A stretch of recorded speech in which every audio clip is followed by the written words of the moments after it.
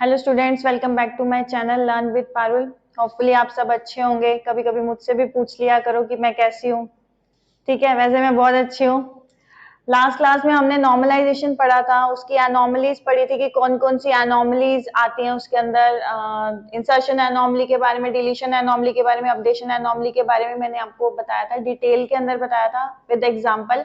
अगर आपने वो वीडियो नहीं देखी है तो प्लीज पहले जाके वो वीडियो देख ले और लेटेस्ट अपडेट के लिए मेरे चैनल को सब्सक्राइब भी कर लें।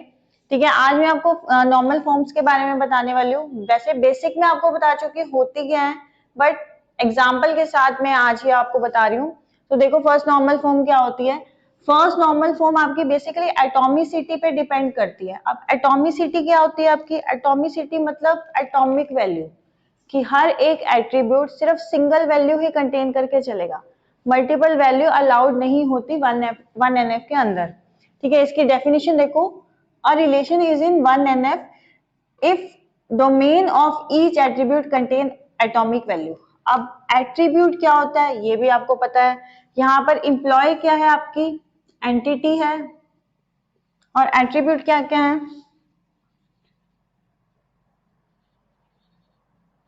एट्रीब्यूट है आपके EID, नेम, सैलरी,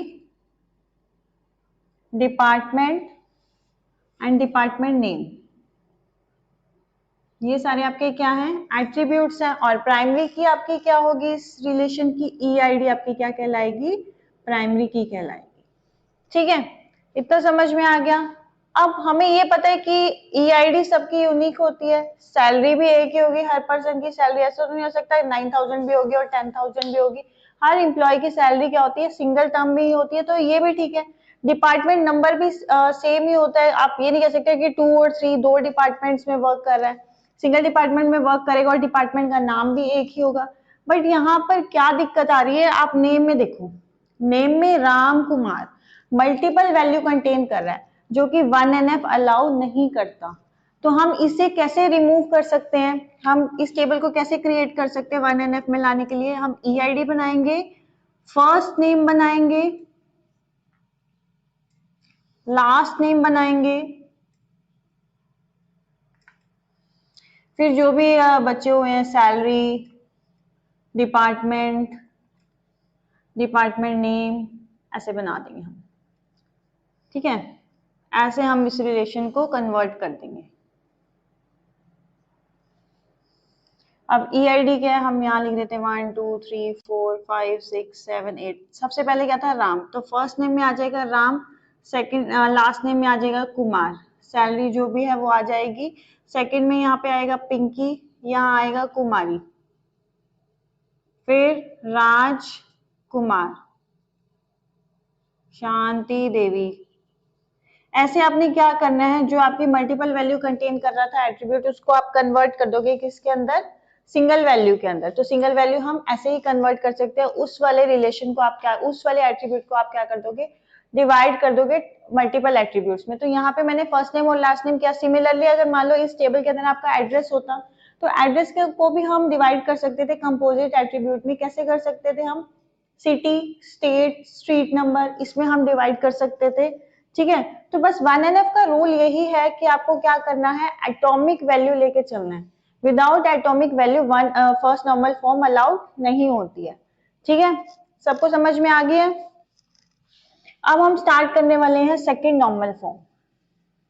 कंसेप्ट आप अभी समझ लो। जो भी न्यूमेरिकल पोर्शन होगा इसका, जो कैलकुलेटेड पोर्शन है, वो हम लास्ट में क्वेश्चन में देखेंगे कि कैसे हम सॉल्व करते हैं इसको।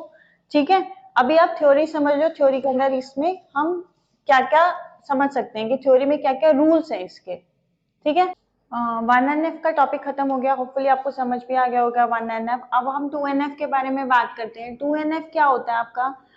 सेकेंड नॉर्मल फॉर्म ये कहती है कि जो रिलेशन है वो 1NF के अंदर तो होना ही चाहिए। 1NF के अंदर होने का क्या मतलब है? एटॉमिक वैल्यू तो होनी ही चाहिए। अब यहाँ पे देखो, आप स्टूडेंट नाम का एक रिलेशन बना हुआ है, यहाँ पे कोई भी वैल्यू आपकी डुप्लीकेट नहीं है। मतलब हर एक के अंदर क्या है? आपकी एटॉमिक वैल्यू ही कंटेन कर रहा है। तो मतलब ये आपकी रिलेशन जो है वो 1NF के अंदर है। सेकंड क्या कह रहे हैं? All non prime attributes must be fully functional dependent on prime की एट्रीब्यूट्स। अब ये prime attributes, non prime attributes, functional dependency, partial dependency, ये क्या वर्ड्स है? ये हम ऑलरेडी पढ़ चुके हैं फंक्शनल डिपेंडेंसी के अंदर। ठीक है, अगर आपने वो क्लास नहीं देखी तो पहले आप वो क्लास देख लीजिए ताकि आपको इजीली समझ में आ जाए। मैं फिर भी आपको थोड़ा सा हिंट दे देती हूँ कि प्राइम एट्रीब्यूट्स वो एट्रीब्यूट्स होते हैं जो प्राइमरी की के अंदर आते हैं। ठीक है, जो प्राइमरी की के अंदर आते हैं, और नॉन प्राइम जो प्राइमरी की के अंदर नहीं आते हैं, नॉट इंक्लूडेड इन प्राइमरी की। और फुली फंक्शनल का मतलब होता है कि पूरी तरह से डिपेंडेंट होना, और पार्शियल का मतलब होता है पूरी तरह से डिपेंडेंट ना होना। अब यहाँ पे देखो स्टूडेंट नाम का रिलेशन बना हुआ है। अब इसमें अगर मैं कहूँ कि मुझे हॉकी का रिलेशन डिलीट करना है, ठीक है, अगर मैं यहाँ पे हॉकी के रिलेशन को डिलीट करती हूँ तो मेरी डिलीशन एनॉमली आ जाएगी। क्यों? क्योंकि हितेश नाम के बच्चे का जो रिकॉर्ड है वो सारा का सारा डिलीट हो जाएगा। माना वो गेम में नहीं है बट एकेडमिक में तो है ना, तो इसमें डिलीशन एनॉमली आ गई। सिमिलरली अगर मैं कोई बास्केटबॉल का गेम ऐड करना चाहती हूँ तो जब तक कोई स्टूडेंट ही नहीं है जो बास्केटबॉल खेलेगा तो मैं वो भी नहीं ऐड कर सकती। तो इसमें क्या हो जाएगा? इंसर्शन एनॉमली आ जाएगी। एनॉमलीज की क्लास मैं ऑलरेडी ले चुकी हूँ पहले, आप उसमें से देख सकते हो। ठीक है, और मैं अगर अपडेशन की बात करूं तो अगर मैं क्रिकेट की फीस को अपडेट करना चाहती हूँ तो इस रिलेशन के अंदर क्रिकेट जितनी बार भी आ रहा है वहां पे मुझे हर बच्चे की फीस क्या करनी पड़ेगी? अपडेट करनी पड़ेगी। तो इसमें क्या हो जाएगा? अपडेशन एनॉमली भी आ जाएगी। ठीक है, अब अपडेशन एनॉमली भी आ गई तो नॉर्मलाइजेशन का काम क्या है? इन एनॉमलीज को रिमूव करना। तो इस रिलेशन में 2NF में इनको कैसे रिमूव करेगा? ये क्या करेगा? मैंने आपको बताया था कि नॉर्मलाइजेशन क्या करता है, टेबल को मल्टीपल टेबल्स में डिवाइड कर देता है। तो अब यहाँ पे हम टेबल्स को डिवाइड कर देते हैं। हम एक स्टूडेंट नाम की टेबल बनाते हैं, उसमें हम एट्रीब्यूट्स ले लेते हैं रोल नंबर एंड नेम। ठीक है, सिमिलरली हम एक गेम नाम की टेबल बनाते हैं, उसमें हम ले लेते हैं गेम एंड फीस। ठीक है, ऐसे ही हम अगर परफॉर्मेंस नाम की एक टेबल बना लेते हैं, उसमें हम डाल देते हैं रोल नंबर और गेम एंड ग्रेड। अब गेम कौन कौन से हैं? क्रिकेट है, बैडमिंटन है एंड हॉकी है। अब आप हॉकी डिलीट कर दो, ना तो उसके परफॉर्मेंस पे असर पड़ेगा और ना ही उसके एकेडमिक पे फर्क पड़ेगा। तो हम क्या करते हैं, हम जब भी एनॉमलीज आती हैं हम टेबल को तोड़ने की कोशिश करते हैं। 1NF के अंदर भी आपने क्या किया? एटॉमिक वैल्यू लाने के लिए उसको एट्रीब्यूट को 2 हिस्सों में तोड़ दिया। इसमें भी अगर फुली फंक्शनल डिपेंडेंट करने के लिए हम क्या करेंगे? टेबल्स को तोड़ देंगे। क्योंकि आप इसमें देखो रोल नंबर और गेम ये आपकी प्राइमरी की है, ये पूरी तरह से ये ही प्राइमरी की है। तो नेम किस पे डिपेंड कर रहा है? रोल नंबर पे डिपेंड कर रहा है। अगर ये नेम रोल नंबर पे डिपेंड कर रहा है, ठीक है, तो आप क्या करोगे? ये तो पार्शियल डिपेंडेंसी होगी, फुली नहीं हुई ना, क्योंकि वो गेम पे डिपेंड नहीं कर रहा, तो पार्शियल डिपेंडेंसी तो अलाउड नहीं है। सिमिलरली फीस भी आपकी क्या कर रही है? पार्शियल डिपेंडेंट है। सिर्फ ग्रेड आपका क्या है? फुली फंक्शनल डिपेंडेंट है। ठीक है, तो हम इसको क्या कर देंगे? तोड़ देंगे। एक टेबल इसकी बना देंगे, एक टेबल इसकी बना देंगे और एक टेबल इस पूरे कंप्लीट की बना देंगे। तो इससे क्या हो जाएगा? आपका जो रिलेशन है वो किस में आ जाएगा? 2NF के अंदर आ जाएगा। ठीक है, अब हम आगे 3NF के बारे में पढ़ते हैं कि 3NF के अंदर क्या रूल्स हैं, 3NF क्या कहता है, उसमें क्या डिपेंडेंसी नहीं होनी चाहिए। बेसिक में आपको बता चुकी हूँ, डिटेल में अभी हम 3NF के बारे में पढ़ते हैं। ठीक है, अब आपका आता है 3NF। 3NF आपका क्या होता है? थर्ड नॉर्मल फॉर्म होती है आपकी। अभी हमने फर्स्ट NF 2NF के बारे में पढ़ लिया है कि फर्स्ट NF में एटॉमिक वैल्यू होती है और सेकंड NF के अंदर फुली फंक्शनल डिपेंडेंसी होनी चाहिए, पार्शियल डिपेंडेंसी अलाउड नहीं है। सिमिलरली 3NF क्या कहता है? रिलेशन 2NF के अंदर होना चाहिए। ठीक है, और आपका नॉन प्राइम की एट्रीब्यूट्स नॉन ट्रांजिटिवली डिपेंडेंट होना चाहिए, मतलब ट्रांजिटिव डिपेंडेंसी अलाउड नहीं है। Transitive dependency not allowed. Transitive मैंने आपको बार बार बताया, A to B है, B to C है, तो A to C ये अलाउड आपका नहीं है। इसको रिलेशन के उससे समझते हैं कि रिलेशन में कैसे आ रहा है। मैंने एक स्टूडेंट नाम का रिलेशन बनाया, roll number, name, semester, hostel उसके एट्रीब्यूट्स हैं। प्राइमरी की आपकी रोल नंबर है फॉर श्योर। ठीक है, अब हम इसमें एनॉमलीज की बात करें। सपोज अगर मैं हॉस्टल 2 को डिलीट करना चाहती हूँ, तो क्या होगा, पूरा प्रिया का रिकॉर्ड डिलीट हो जाएगा। तो इससे क्या एनोमली आ जाएगी, आपकी डिलीशन एनोमली आ जाएगी। ठीक है, अगर मैं इंसर्ट करना चाहती हूँ कोई हॉस्टल नंबर 8, सपोज मैं कोई हॉस्टल नंबर 8 या 6 ऐड करना चाहती हूँ, तो जब तक स्टूडेंट ही नहीं है तो क्या मैं वो हॉस्टल इंसर्ट कर सकती हूँ? नॉट पॉसिबल, मैं हॉस्टल के अंदर रिकॉर्ड ऐड नहीं कर सकती हूँ, तो इंसर्शन एनोमली आ जाएगी।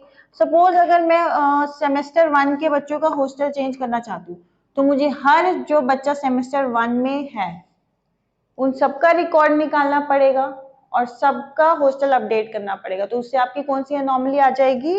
अपडेशन एनोमली आ जाएगी, which is not possible in normalisation. Normalisation क्या करेगा, इन एनोमलीज को रिमूव करने के लिए टेबल्स को क्या कर देगा, डिवाइड कर देगा। ठीक है, अब यहाँ पे देखो, रोल नंबर आपका नेम पे डिपेंडेंट है, रोल नंबर सेमेस्टर पे और रोल नंबर हॉस्टल पे है। प्राइमरी की तो रोल नंबर ही है आपकी। ठीक है, अब सेमेस्टर हॉस्टल पे डिपेंडेंट है, वही देखो A tends to B, B tends to C, तो A टेंड्स टू C, ये तो ट्रांजिटिव डिपेंडेंसी आ गई और 3NF के अंदर ट्रांजिटिव डिपेंडेंसी अलाउड नहीं है। तो अब इस टेबल को हम कैसे तोड़ेंगे, हम दो रिलेशन बना लेते हैं। एक हम स्टूडेंट का रिलेशन बना लेते हैं जिसमें हम डाल देंगे कौन कौन से एट्रीब्यूट्स, रोल नंबर, नेम और सेमेस्टर, ये हम डाल देते हैं। ठीक है, ये हमने इसके अंदर डाल दिए। उसके बाद हम क्या करेंगे, एक और हम बनाते हैं, हॉस्टल का बना लेते हैं। चलो, हॉस्टल के रिलेशन में कौन कौन से एट्रीब्यूट्स आ जाएंगे आपके, एक तो आ जाएगा सेमेस्टर, एक आ जाएगा आपका हॉस्टल। ठीक है, अब कर लो आप, अगर मान लो आपको कोई हॉस्टल 6, 8 ये ऐड करना है तो सेमेस्टर ऐड होंगे, कोई बच्चा ऐड होने की जरूरत नहीं है। सिमिलरली अगर मेरे को हॉस्टल 2 डिलीट करना है तो भी स्टूडेंट के ऊपर कोई अफेक्ट नहीं पड़ेगा। सिमिलरली अगर अपडेट करना है तो भी अफेक्ट नहीं पड़ेगा। आपको छोटी छोटी चीजें याद रखनी है, न्यूमेरिकली जो क्वेश्चन आएगा वो ट्रिक से हो जाएगा, वो मैं आपको समझा दूंगी। बट अब जो थ्योरेटिकल टॉपिक है, जो थ्योरेटिकली आपको कंसेप्ट पता होना चाहिए, वो मैं आपको बता रही हूँ। फर्स्ट में एटॉमिक वैल्यू कैसे आएगी, सेकंड नॉर्मल फॉर्म में पार्शियल डिपेंडेंसी कैसे नहीं होनी चाहिए, टेबल्स को हम कैसे तोड़ सकते हैं नॉर्मली इसको रिमूव करने के लिए, और सिमिलरली थर्ड नॉर्मल फॉर्म में ट्रांजिटिव डिपेंडेंसी नहीं होनी चाहिए, उसको रिमूव करने के लिए हम टेबल को कैसे तोड़ सकते हैं। ठीक है, आज के लिए 3 ही नॉर्मल फॉर्म करते हैं हम। ठीक है, जो रिमेनिंग नॉर्मल फॉर्म्स है वो मैंने नेक्स्ट क्लास में आपको समझा दूंगी। और लेटेस्ट अपडेट के लिए आपको क्या करना है, मेरे चैनल को सब्सक्राइब करना है, और मेरी वीडियो अच्छी लग रही है और समझ आ रहा है तो मेरी वीडियो को लाइक भी करना है। और आप मेरा व्हाट्सएप ग्रुप भी ज्वाइन कर सकते हो, उसका जो लिंक है वो नीचे डिस्क्रिप्शन में आपको मिल जाएगा। ठीक है, thank you so much, next class में मिलते हैं, बाय बाय।